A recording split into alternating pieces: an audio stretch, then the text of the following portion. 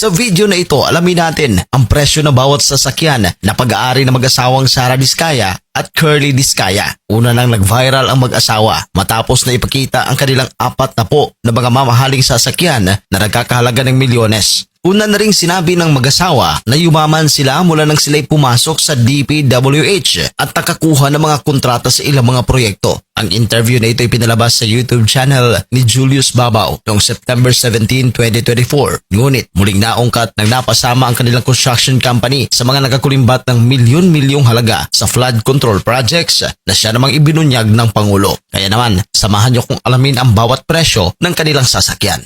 Cadillac Escalade. Nabili ng mag-asawang Diskaya ang black and white editions ng full-size luxury vehicle na ito. Ayon sa 2025 listing ng Philcoche, ang brand new Escalade ay naglalaro sa presyo ng 17.8 million hanggang 19.8 million bawat isa. Kaya't ang pagbili ng dalawang unit ng kanilang sasakyan ay umabot na agad sa 36 hanggang 40 million pesos. Lincoln Navigator. Ito ay nagkakahalaga ng 12 million hanggang 16 million kada isa. Ibig sabihin ang dalawa nilang sasakyan ay nagkakahalaga ng 24 hanggang 32 million pesos. Bentley Bentayga, nagkakahalaga ng 15 hanggang 18 million pesos. Porsche Cayenne, ito ay nagkakahalaga ng 8 million hanggang 18 million pesos. Mayroon din silang Chevrolet Suburban na nagkakahalaga ng 5 hanggang 8 million pesos. Dodge Ram na may 3 million hanggang 5 million pesos. Isuzu Altera, ito ang kauna-unahang sasakyan ng pamilyang Diskaya na nagkakahalaga ngayon ng 1 million hanggang 2 million pesos. Depende sa kondisyon. Volvo XC90, nagkakahalaga ng 4 hanggang 6 million pesos. Maserati Levante, ang sasakyan na ito ay nagkakahalaga ng 7 hanggang 9 million pesos. Lexus LM na may presyo na 10 hanggang 12 million pesos. Ford Bronco Sport na nagkakahalaga ng 2 hanggang 3 million pesos. Massimo T-Boss 550 UTV na may presyong 700k hanggang 1 million pesos. Rolls-Royce Cullinan, ito ang kanilang kontrobersyal na sasakyan na binili ni Sara Diskaya dahil lang natuwa siya sa payong. Ayon sa mga website, ito ay nagkakahalaga ng 30 million hanggang 59 million pesos. Jaguar F-Pace, ito ay nagkakahalaga naman ng 5 hanggang 8 million pesos. Sa kanilang mga BMW collection naman, mayroon silang BMW X5 na nagkakahalaga ng 5 hanggang 8 million pesos. BMW X7 na may presyo na 8 hanggang 10 million pesos. GMC Denali na may presyo na 6 million hanggang 10 million pesos bawat isa. Ang pamilyang Diskaya ay mayroong dalawang sasakyan na ginto. Ibig sabihin, ang dalawang sasakyan na ito ay may presyo na 12 hanggang 20 million pesos. GMC Savannah, ang presyo 4 million hanggang 6 million pesos. Sa mga Jeep collection naman, Grand Wagoneer, ito ay may presyo na 12 million pesos pataas.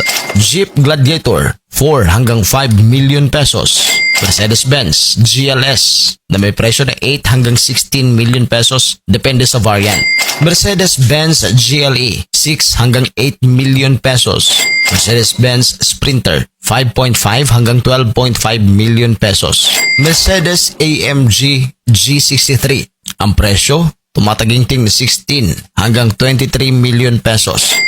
Mercedes-Benz Avantgarde na may presyo na 3 hanggang 4 million pesos. Mercedes Maybach GLS SUV, ang presyo 18 million hanggang 29.9 million pesos.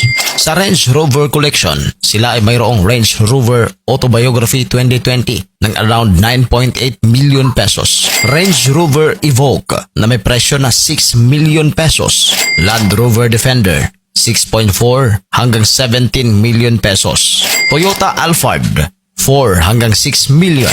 Toyota Tundra 3 million to 5 million pesos. Toyota Sequoia TRD Pro 4 hanggang 6 million pesos. Toyota Sequoia Capstone 4 hanggang 6 million pesos. At ang kanilang Toyota Land Cruiser 200 series na may presyo na 5 million hanggang 7 million pesos. Anong reaksyon niyo dito sa ating video sa mga nakakalulang presyo ng mga sasakyan ng pamilyang Diskaya? Alam nyo ba na ang siyam sa mga luxury car ng mga pamilya Deskaya ay wala sa bahay nila? Ayon kay Ariel Nepomuceno or BOC or Bureau of Custom na ang mga luxury car na nakasaad sa warrant of arrest ay wala sa bahay ng mga Deskaya. Kasama na dito ang Rolls Royce na binili ni Deskaya dahil nga sa nagandahan siya sa payong at may payong. Ang tanong, saan ito napunta o saan ito tinago? Trending to ngayon sa iba't ibang social media platform na kung saan alam naman nating lahat na nasa 40 plus luxury car ang meron ang pamilya Deskaya, pero pagkasaad niya sa Senate Committee na 28 lang ang meron silang luxury car, pero ngayon ay nawawala yung siyam. At ayon din sa balita, kung sino man ang tumulong na itago ang mga luxury car ng pamilya Deskaya ay mananagot din daw kuno sa batas. Medyo nagkakahulihan na nga sa mga korap ngayon dito sa Pilipinas kung sino ba ang mga dapat managot sa pangyayaring ito, na trillion or billion ang nawawalang pondo ng Pilipinas, na taxpayer naman tayong lahat, na kung saan, nasaan na yon at dapat managot kung sino man yung mga korap na kinurap lang ang flood control project at ang iba doon ay na ghost project. Ano kaya ang pakiramdam na meron kayong mga luxury car?